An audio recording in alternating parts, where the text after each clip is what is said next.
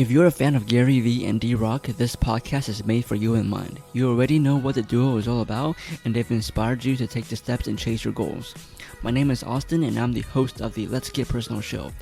This is a show for the hungry and self-driven individuals who understands that it's their responsibility to create the life they want to live. You might have a day job that helps you pay the bills, but you want something more, something that may lead to bigger and better, something that supports what you're passionate about, what you know a lot about, and revolve around a certain lifestyle. And whether or not influencing other people's decision is your full-time job, persuasion is one of the most important and relevant skills to have. I come from a background in sales, consulting, and customer service, and in all these roles, the question often circles back to, why should they choose you?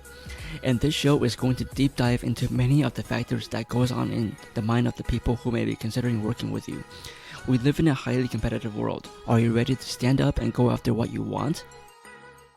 Welcome back to another episode of the Let's Get Personal show. This is a journey where I take you along on showing you how to create your opportunities with the modern tools that we have.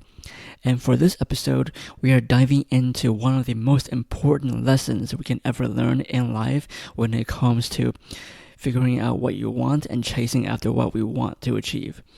And you guessed it, it's about knocking on doors, because the more you knock, the more chances you get.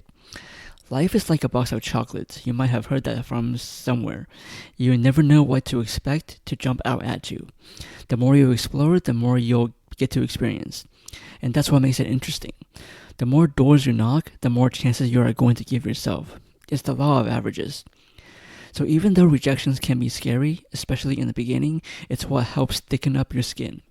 We've been taught that rejection is a bad thing, but really, rejection just means that the opportunity we are looking for is still yet to be discovered. And that means it's time to knock on more doors. We all face different types of rejections throughout our lives. It can mean that your current experience doesn't meet the needs of the company you're trying to work for. Or it can mean that the product you're putting in front of your customers doesn't solve the pain that they're going through.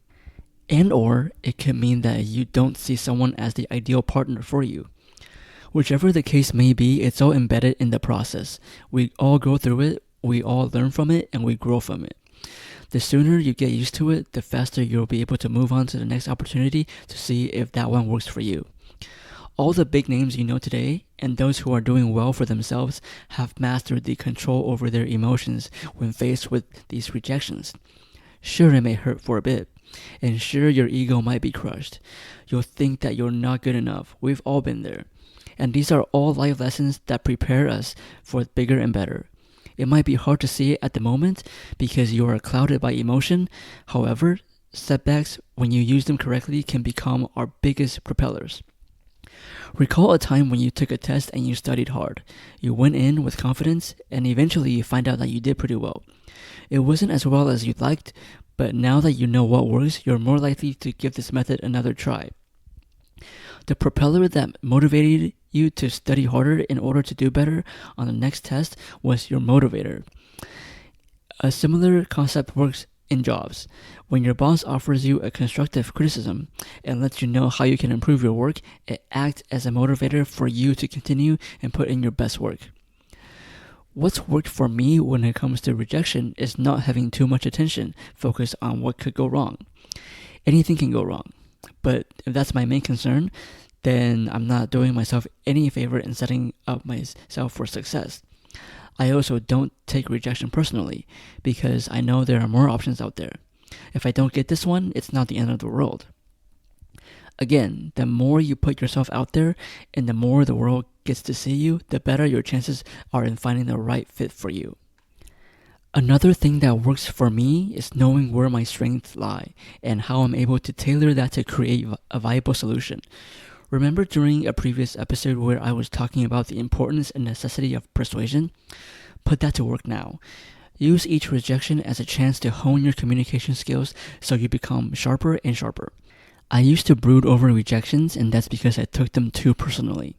After each one, I'd spend days obsessing over what was it that I did wrong.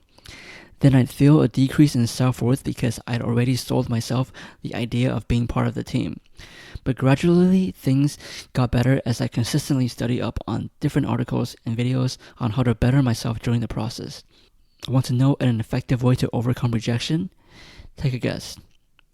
It's to keep getting rejected. Say what? Yeah, it's just like riding a bike. When you fall, it's going to hurt. If you don't want to experience that pain again, you will learn to stay upright on the bike, however many times it takes you. There may be times you wonder if you'll ever ride the bike successfully, and one day, it just clicks. The similar thing goes with chasing what you want and facing rejections in the process. You'll attempt many times before it finally clicks and you understand how it works. You want to know who hasn't been rejected? Those who don't have what they want in life, and those who don't live the life they want. Because it takes a tremendous amount of courage to chase after what you want from life. It's by no means easy, and it takes 100% of your effort, which you already know and you're fine with because you're listening to this podcast. I hope you found the information in this episode valuable. If you did, please leave an honest review in the comment section or on my social media to give me some feedback. I'm still rather new to the podcasting world, and you bet I'm trying to improve myself with each one. Don't forget to share this with a friend because sharing is caring. And hit that red subscribe button so you don't miss out on this wholesome goodness. Take care and talk soon.